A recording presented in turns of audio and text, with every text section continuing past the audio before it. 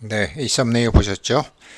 이 영상은 처음에는 말이 없이 진행이 되고 자막하고 영상을 봐주시고 그 다음에는 100억 찾기, 와이파이 비밀번호 찾기, 본강, 그 화질이 안 좋은 본강이 뒤에 붙습니다.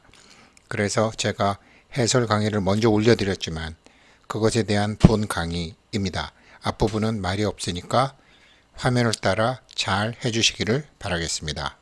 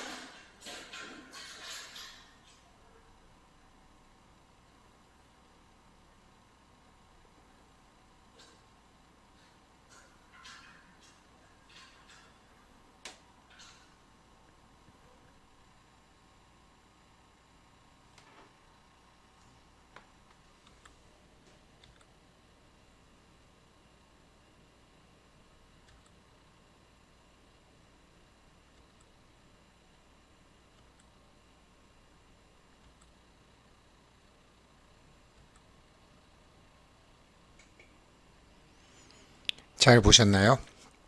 저 매가 다시 밖으로 나가는 방법은 두 가지가 있습니다. 안 보이지만 분명히 존재하는 유리창을 없애는 방법. 두 번째, 자신이 저곳에 들어왔던 구멍을 찾아 그 구멍 속을 통해서 다시 나가는 법. 답을 찾으셨나요?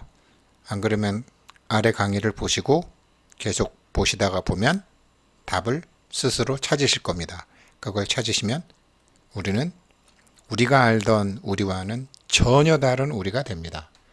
화질이 안 좋은 영상이지만 시청 잘 부탁드리겠습니다. 또 다른 외적 명상 기도는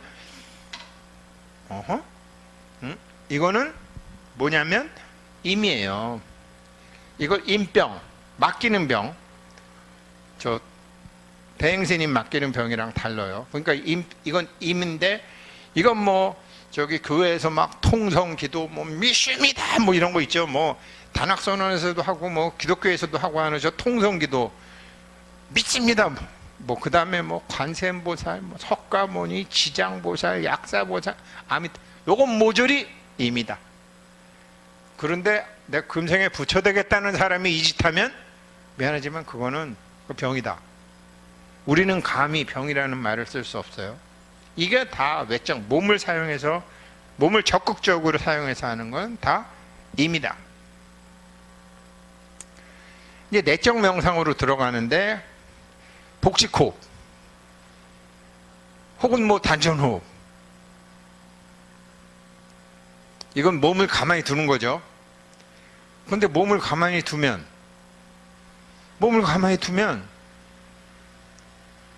뭘 봐? 가만히 있는 거를 볼 수가 없잖아. 명상을 하는데 뭔가 움직여야죠. 근데 그게 호흡이란 말이에요.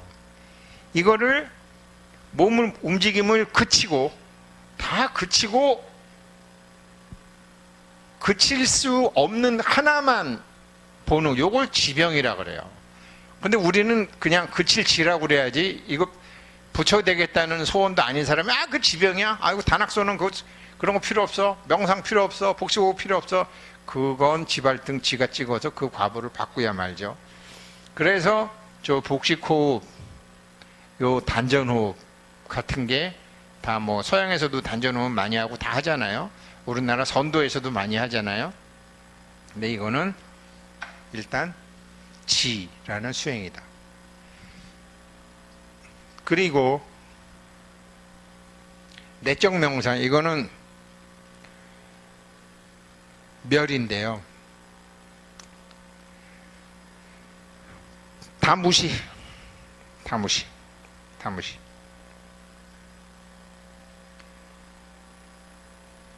바보가 되거라.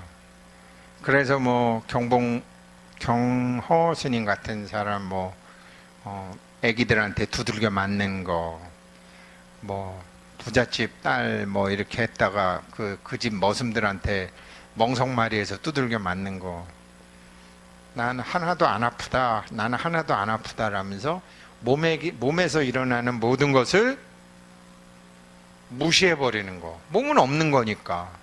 뭐 청담 스님 저 상주 경찰서 끌려가서 밤새도록 두들겨 맞으면서 몸이 없다고 생각하니까 하나도 안 아프더라. 그거를 그것도 멸.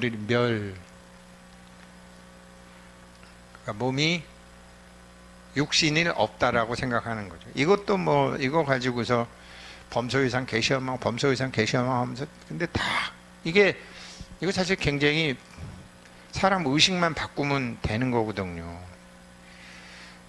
저는 어제 누가 와서 제가 50견이 온 것 같다고 그랬더니 그러면서 티침만 있으면 50견을 없애줄 수 있다고. 그래가지고서 티침을 여기다 손에다가 4개를 꽂는데요. 정말 50견이 완전히 없어지진 않았지만 거진 없어진 거 있죠? 신통하더라고요. 근데 오늘 이제 코로나 2차 아침에 접종 주사 맞았는데 걔도 오늘 4시에 뭐 또 자기도 50견이 와가지고 코로나 주사도 잘 못 놓겠다고 그래갖고 그래? 너 잠깐 기다려. 그래갖고서 제가 사무실 와가지고 어제 제가 꽂았던 데를 똑같이 꽂아줬어요. 근데 뭐 환자가 많아서 어떤지는 잘 모르겠는데 그러고 갔는데 제가 어제 그랬어요. 여기다가 4개 꽂는데 한 개는 뒤지게 아프더라고요.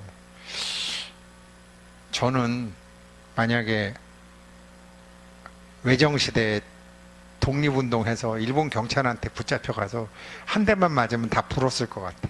몸이 아픈 거를 못 참아서 그냥 줄줄줄줄 다 불어. 아파가지고. 그러니까 참 두들겨 맞으면서도 하나도 불지 않는 사람들은 대단하신 분들인데, 뭐 청담 스님 보면 그런 거 있어요. 멸병 안 아프다 이놈아, 하나보다 안 아프다. 그러니까 근데 그것도 다 부처가 되는 과정에서는 그 멸이라는 과정을 거친 거지, 부처가 되겠다는 건 그거 다 병이다. 다 병이다. 완벽하지 않은 거죠. 바보가 되는 것도 마찬가지고요. 그래, 누가 귀머거리 3년, 벙어리 3년, 또 뭐죠? 장림 3년인가? 예? 귀머거리 3년, 벙어리 3년, 장림 3년. 옛날에 시집가면 아주 그렇게 해라. 그러다가 보면은 그 집안을 휘어잡을 대단한 능력을 갖게 되죠. 9년만 딱 하면은 딱 열려가지고. 근데 부처는 안 되잖아요. 그렇다고 해서 부처가 되는 건 아니잖아요. 그러니까 부처가 되겠다면서 이런 거 하면 병이라는 거지. 여기 있는 4개 자김지멸이 다 필요한 것이긴 하다. 지, 임, 작, 임, 지, 멸. 이거 잘 활용하면 된다. 잘 활용하면 된다. 단기적으로. 그런데 아까 원효대사께서 해골물을 먹고 공에 나와 색에 나가 있다고 했는데, 공에 나와 색에, 그 스님들 법문 들으면 왜 깝깝하잖아요. 스님, 깨달음이 뭡니까? 그러면 너는 바깥에 저 차 소리가 안 들리느냐? 그래서 들립니다. 그런데 왜 나한테 깨달음이 뭐냐고 물어보느냐 이놈아. 이미 깨달아 있는 놈이. 이렇게 답을 한단 말이죠. 그런 거 많이 겪어보셨잖아요. 스님, 깨달음이 뭡니까? 그러면은 탁 그래가지고 보았느냐 깨달음을? 그러면 또 삼배하고 가고. 일본놈 총독, 미나미 총독이 하남 스님을 찾아가서 조선반도에서 제일 가는 스님이시라는데, 스님 깨달음이 뭡니까? 그랬더니 하남 스님이 안경을 끼고 있다가 안경을 탁 벗으니까 미나미 총독이 놀래갖고 삼배하고 감사합니다 그러고 갔다고. 그럼 우리가 보면은 그게, 제가 이제는 그게 다 뭔 소리인지 알지만, 아이씨 저게 도무지 뭔가. 그래서 옛날에 안성기 나왔던 만다라라는 영화 있잖아요. 만다라는 영화 나오면은 거기 이제 주장자를 들은 이제 어떤 스님이 자기 손가락을 태우잖아요. 나는 내가 저 사람한테 깨달음이 뭐냐고, 도가 뭐냐고 물으면 저 사람이 뭐라고 답할지 다 안다. 그렇지만 그렇게 답하는 게 나의 문제를 풀어줄 수 있는 건 아니지 않느냐. 그러면서 여기다가 손가락 감고 손가락 태우는 거 나오잖아요. 그래갖고 나중에 창녀촌에 가서 뭐 어쩌고 저쩌고 하는 이제 만다라 나오잖아요. 그 술도 먹고, 누구죠? 그 연극 배우 유명한 전유성, 예? 예? 전무송이 그 나오잖아요. 그렇게 이제 안성기가 아니라 전무송이죠. 그렇게 나오죠. 그게 그런 거를 그 이치를 모르면 그거 흉내낸다고 맨날 막식하는다는 소리가 술 먹고 여자 찾아다니고 돈 밝히고 어쩌고 저쩌고 여기다 술 먹고 여기 얼굴 벌겋게 된 거를 단청불사했다고 그러고 그렇게 말만 따라가는 거를 막행막식이라고 하잖아요. 그런데 참 이런 건 말로 표현하면 굉장히 정말 그런 거지만 도가 뭡니까 그러면 이러고 도가 뭡니까 그러면 막 어떤 사람은 거꾸로 쓰고 도가 뭡니까 그러면은 물을 들어서 한 잔 턱 먹고 도가 뭡니까 그러면 그 의자 좀 절로 좀 갖다 놓거라 이러면 갖다 놓으면 도 깨우쳤네 뭐 이렇게 얘기하잖아요. 그게 뭔 소리냐. 지금 1959년생 기회생 우승택이 여기 있잖아요. 제가 3분만 숨을 못 쉬면은 죽어버리잖아요. 송장이잖아요.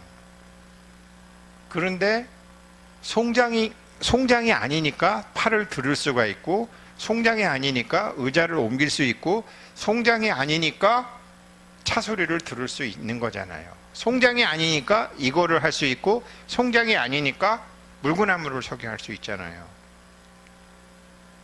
보기는 똑같은데 송장이 아니니까 그렇게 하잖아요. 그래서 살아있는 송장이라는 말을 쓰잖아요. 그렇게 이렇게 걸어갈 수 있게 하고 물을 먹을 수 있게 하고 차소리를 들을 수 있게 하는 놈은 뭐냐라는 거죠. 그거를 공의 나라고 하는 거예요. 공의 나, 공의 나. 그리고 1959년 몇 월 며칠 날 엄마 아버지한테 몸을 받은 날을 세계 나라고 하는 거예요. 그런데 이게 같이 항상 있으니까 공의 나, 세계 나 해서 색즉시공, 공즉시색, 색불이공, 공불이색이 되는 거죠. 원효대사가 그걸 확 깨달아 버린 거죠.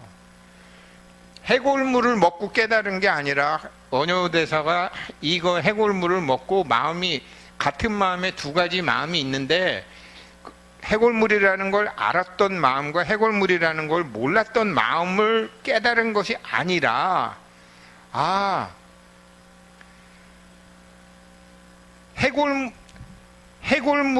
해골물을 먹었는데 즐거워했던 나와 괴로워했던 나가 변화하는 내가 있었던 본마음, 그 본마음 보는 걸 견분이라고 그러고 즐거워했던 나와 토하는 나, 이 변하는 나를 상분이라고 하는 게 금강산매경의 핵심이에요.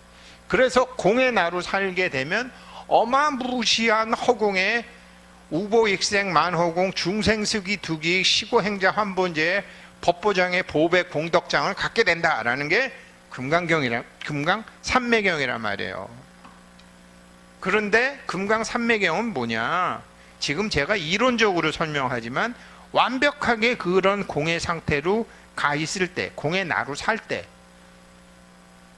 완벽하게 공의 나로 살 때 그게 산매 상태가 되는 거죠. 처음부터 되겠어요? 연습하고 60 넘으니까 좋은 거는 이제 그걸 연습해서 그 완벽하게 공의 나로 살아볼만 하죠. 이제 뭐 애들도 다 뭐 학교 졸업했고 뭐 지들이 알아서 하고 뭐 지들이 뭐 집을 사는 뭐 애기를 낳네. 사실 그 정도는 이제 야 니들이 몰라. 뭐 외국에서는 18살이면 다 하는데 우리는 뭐 나이 60 먹은 아들까지도 엄마 아버지가 그 챙긴다고 주접을 떠는 그런 참 형편없는 그런 문화. 그러니까 공자가 죽어야 나라가 산다라는 거. 그 생각해보면요, 다 잘난 척이에요. 뭐 도와주지도 못하면서 90 먹은 어머니가 60 먹은 아들 걱정한다는 게 얼마나 불쌍하고 한심하냐고. 생각해보면 우리가 지금 공의 나는 어디다 두고 그 세계 나에만 끄달려가지고 그러니 참 불쌍한 거죠. 그러니까 우리가 설사 모르더라도 그렇게 하지 못하더라도 내가 참 후지구나 라는 주제 파악은 해야 될 거 아니에요. 그래야지 발전의 여지가 있지. 그런 거란 말이에요. 금강산매는. 그래서 완전히 공의 나로서 살 수 있는 거를 금강산매라고 하고, 거기까지 가는 거를 이제 원효대사가 설명을 한 거죠. 설명을 쭉 하신 거죠. 그게 금강산매경이에요. 두 가지 마음, 세계 마음, 공의 마음. 그런데 지금 제가 그래서 운명과 숙명이 참 이게 뭐냐.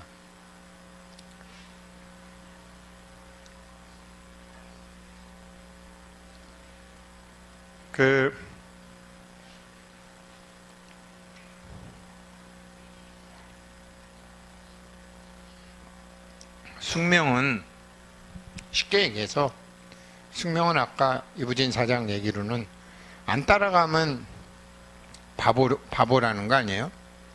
안 따라가면 바보. 따라가야 된다는 소리 아니에요? 따라가는 거지. 그런데 사람들은, 깨닫지 못한 사람들은, 저를 포함해서 대부분의 사람들은 공의 나와 색의 나를 구별할 줄도 모르고, 아까 백남준 씨 그림처럼 보는 나와 보이는 나를 나눠 보지도 못하고, 마치 밀가루와 물이, 밀가루와 물이 그냥 반죽이 돼가지고 살던 것처럼 99.9999%는 그렇게 사는데, 대부분의 사람들은 운명이 아니라 숙명이라는 사실이죠. 그거는 대부분의 사람들은 운명아 비켜라 내가 간다? 아니에요. 대부분의 사람들은 숙명이에요. 나눌 줄을 모르니까 그냥 떠밀려서 살아. 이렇게 떠밀려서 살아. 과거지사 대부분 뭐 자기가 부자로 살건 재벌로 살건 뭐 어떻게 살건, 과거지사가 영어로 보니까 It's water under the bridge더라고요. 다리 밑에 물이더라고요. 다리 밑에 물. 그러니까 자기는 다리 위에서 그냥 휩쓸려 내려가는 자기를, 업에 따라 흘러가는 자기를 그냥 바라볼 수밖에 없어요. 안 따라가면 바보지. 대부분 숙명이에요. 숙명이 99.99%예요. 전 세계 인구 중에 숙명대로 사는 사람 99.99%. 운명은 뭐냐? 운명은 워터 언더 더 브릿지가 아니라 자기가 물에 딱 이렇게 있는데, 이거는 정말 따라가면 바보가 되죠. 큰 흐름은 이렇게 되지만 자기가 조정을 해야 되는 거죠. 근데 노자 도덕경에 상선약수, 물처럼 살아라 라는 거를 하는데, 물처럼 살아라 그러면은 그냥 바람 불면 바람 부는 대로, 물결 치면 물결 치는 대로, 풍타죽, 낭타죽 뭐 이러면서 사는 것이 상선약수라고 생각하는데, 그 공부를 안 해서 그래요. 노자 도덕경 원문 딱 보면 상선약수 나와 있잖아요. 상선약수. 수선리 만물을 도와줘야 되는 거예요. 만물을 도와주고 사람을 도와주건, 아까 그 운명을 바꾸는 책처럼 공덕을 지어야 되는 거예요. 그러니까 뭐 비가 와서 지렁이가 쓸데없이 아스팔트 위로 올라가면 그래도 나무로 이렇게 좀 풀밭으로 던져주기도 하고, 그냥 먹다 남은 음식물 잔반 쓰레기에 버리느니 동네 아줌마들이 좀 싫어할지는 모르지만 이렇게 잔디밭에 주면 벌레들이 먹든지 뭐 어떻게 먹든지, 사람을 도울 수 있으면 좋고. 그러니까 물은 만물을 이롭게 하면서도 그 만물과 다투지 않는다. 이게 제일 중요한 말인데, 이런 건 하나도 모르고 그냥 물처럼 살으면 된다. 아니에요. 그래서 운명은 아까 제가 말씀드렸던 이 운명을 바꾸는 법이나 운명을 뛰어넘는 길처럼 항상 주변 사람들을 이롭게, 주변의 모든 존재들을 나무건 풀이건 돌이건 이롭게 해주라는 거죠. 그게 운명이죠. 그래서 힘들면 복도 지라 그러고 힘들면 방생이라도 하라 그러고, 왜 우리는 뭐 물고기 방생만 하지만 뭐 새 방생도 하고 짐승 방생도 하고, 그리고 나라에 어려움이 있으면 죄수들도 막 석방을 하고 그렇게 방생을 하잖아요. 왜? 만물해야 되니까, 만물을 이익되게 해야 되니까, 그리고 세상사의 흐름과 다투지 않아야 되니까. 이게 노자도덕경에 나오는 게 정말 운명을 다루는 방법이죠.